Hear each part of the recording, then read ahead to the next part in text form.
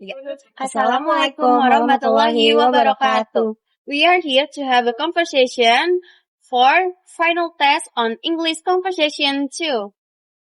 My name is Marisa Sabrina with NIM 44142474. And my name is Salma Ridliwi with name 44241600. We will start. Hi everyone, welcome back to Academic Horizon. I'm your host Salma. Tonight we are talking about a topic that's super hot on campus right now, using artificial intelligence or AI in college. Is AI a cool tool that helps us learn? Or is it just making students lazy or prone to cheating? We don't know. Joining me tonight is Marisa, an educational technology researcher. Hey Marisa, welcome to the show. Hi Salma. Thank you for having me. It's great to be here for a casual chat such an important topic. Hello. So, Marisa, let's look the reality. If you walk into any university library today, almost every student is using AI, like ChatGPT or to brainstorm ideas or outline essays. A lot of people say it's a lifesaver, but many professors worry that students are stopping to think for themselves. Looking at the actual data, what does research say about how AI affects student learning? That's a big question, Salma. If you look at real data, like 2024 study published in the Journal of Educational Psychology by Peterson and his team, the effect depends entirely on how students use it. The research showed that when AI is used as a personal tutor, like asking it for feedback or to explain a thought concept, students' problem-solving skills actually went up by 1500, but the same study found that if students just copy-paste whatever the AI writes without thinking, their actual learning drops heavily. So AI isn't the feeling here. It's all about how we guide students to use it. Oke. Itu naikin dulu. Sabar. Turunin dong harusnya. Iya, oke. Coba. Nggak apa-apa. Yeah. That makes sense, Marisa. But is it the whole point of college to through the struggle? You know, staring at a book, getting confused, and writing a bad first draft before figuring out how to write a good one. In his book The Shallows, Nicholas Carr writes that when we pass our thinking task over to digital tools, our brain get lazy at deep thinking. Are not we're rising a generation of graduates who can only think in bullet point made by an algorithm? Carr's point about our brains changing is definitely valid, and many brain experts agree. But we also have to realize that what it means to learn is changing. There is a 2025 review article in the Review of Educational Research by Dr. Ariston. He argues that traditional tests and assignments are just outdated. Thorne suggests that colleges should stop testing students on memorizing or summarizing info because AI can do that in 2 seconds. Instead, we should grade students on their ability to fact-check, critique, and spot biases in what the AI gives them. The thinking part hasn't disappeared. It's just moving to a higher level. Okay, that sounds good in theory. But let's talk about the elephant in the room, cheating and fairness.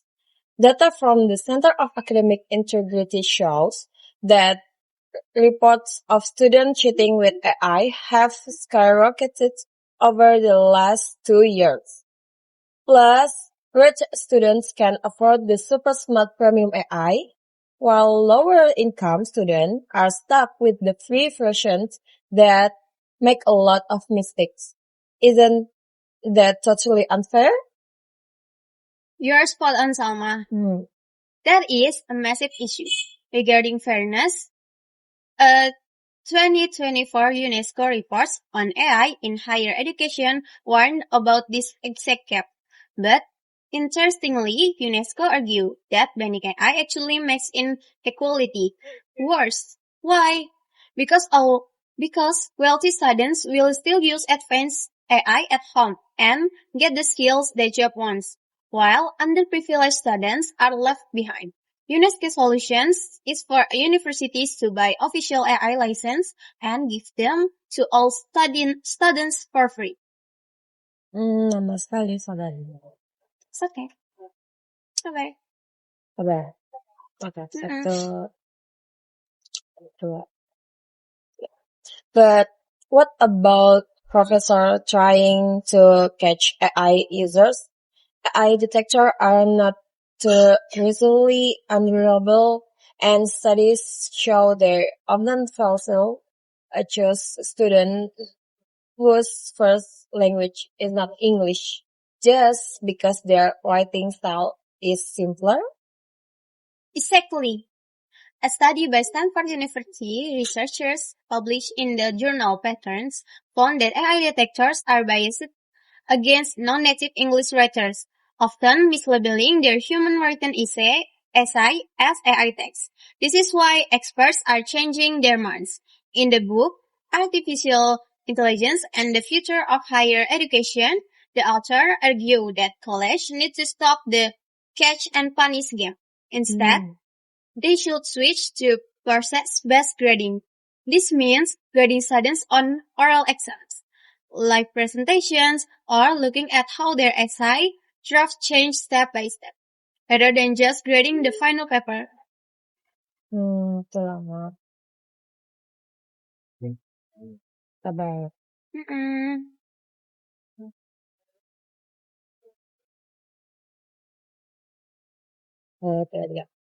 Okay, so basically you are not saying we should let students do whatever they want with AI, but that schools need to totally change how they teach and test, right?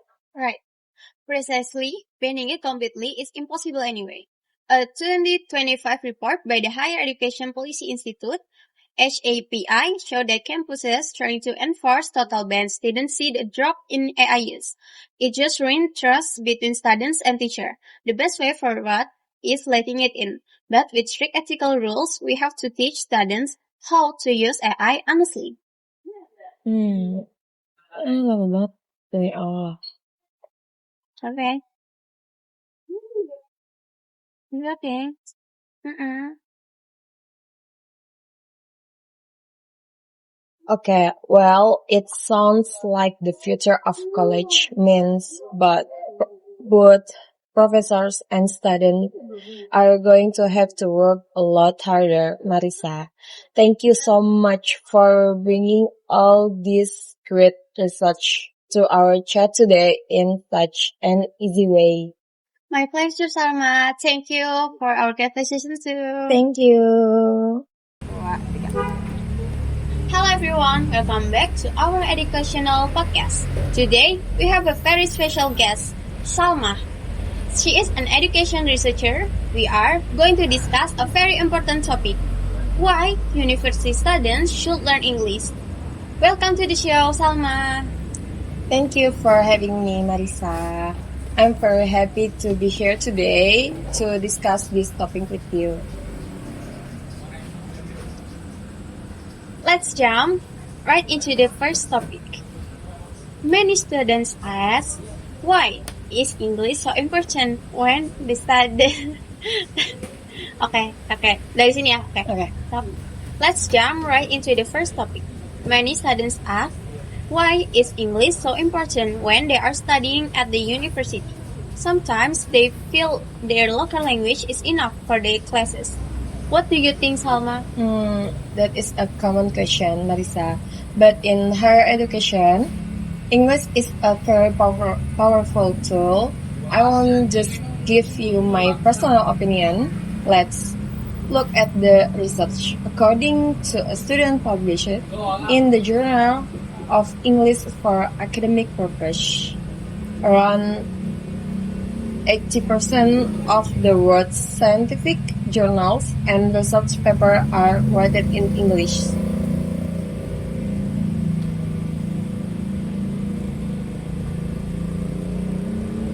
%80? That is a very massive number. Yes, it is also in the book Linguistics Imperialist by Dr. Robert Phillipson.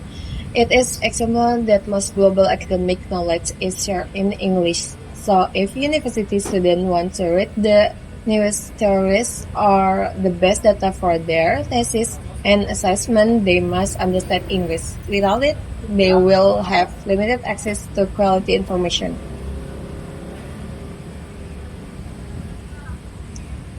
That makes perfect sense. So, it is about getting the best information for their studies. But what happens after they graduate? Can you explain why English is important for their future careers? Absolutely. The job market today is very competitive.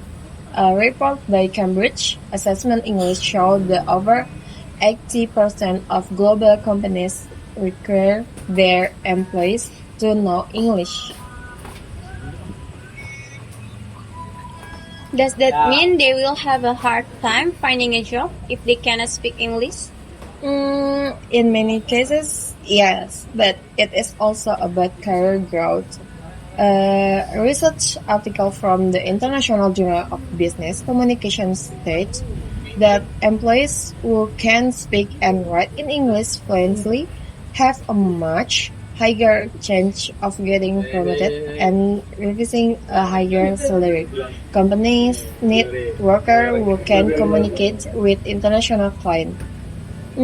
If students learn English now, they are preparing themselves to be a highly valuable asset to many companies.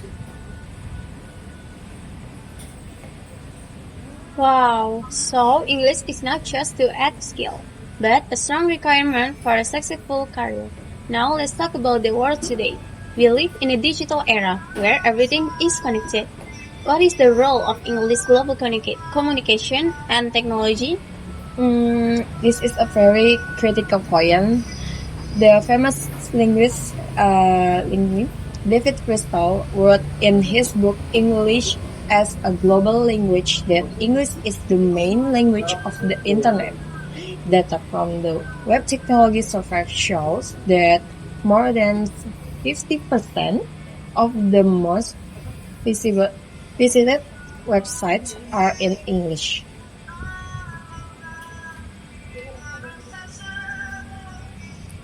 That is amazing, considering there are thousands of languages in the world. Exactly. And it is not just websites. When we look at technology, almost all coding language, software manuals, and new digital tools are created in English first. A student in a Journal of Information Technology Education found... Stop. Nah. Almost coding language, software manual, and new digital tools are created in English. A student in a Journal of Information Technology Education found the student with strong English skills can adapt to new technologies much faster. For global communication, English acts as a great language. It allows a student from Indonesia, for example, to share ideas with a student from Japan or Germany without any misunderstanding. So, we can conclude that learning English is not just about passing an English class in college. It is about opening doors to global knowledge, securing a good job, and keeping up with the fast change in technology. Yeah, that is a perfect summary, Marisa. The academic evidence is very clear. Students must treat English as an essential life skill, not just a subject. Well, that was very insightful and fact-based discussion. Thank you so much, Salma, for sharing all this great research. and evidence with us today. Yeah, you're welcome, Marisa. My advice for all students listening, keep practice your English every day. Great advice. Thank you for tuning in, everyone. See you next time on our podcast. Goodbye. Bye-bye. Thank you for watching our conversation. Wassalamualaikum Warahmatullahi warahmatullahi wabarakatuh. wabarakatuh. Bye-bye.